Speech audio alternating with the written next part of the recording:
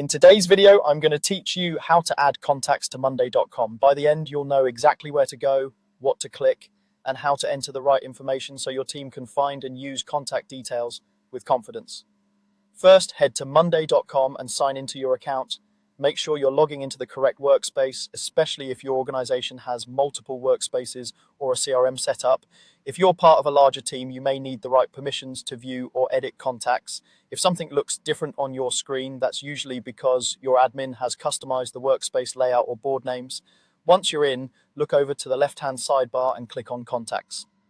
Depending on your setup, this may appear under a specific workspace or as part of a CRM solution. If you don't immediately see contacts, use the search bar at the top to look for a board or workspace named Contacts or something similar, or check with your admin for the exact location. The contacts area is where all your people records live, so it's the best place to keep everything consistent and easy to find. Next, click on New Contact. This opens a form or creates a new item line where you'll enter the person's details. Think of this as the single source of truth for that contact. What you add here will help your teammates reach them, follow up, and track activities over time.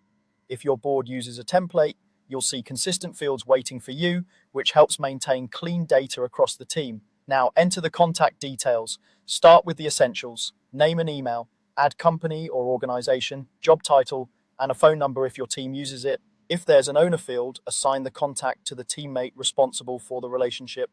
Use status or stage columns to indicate where they are in your process, like new, active, or nurturing, so the team can prioritize follow-ups. In a notes or description field, include context such as where you met, key interests, or agreed next steps. Keep formatting consistent, use the same company names, add country codes to phone numbers if needed, and double-check the email address for typos. If your board includes tags or groups, choose the ones that match your workflows.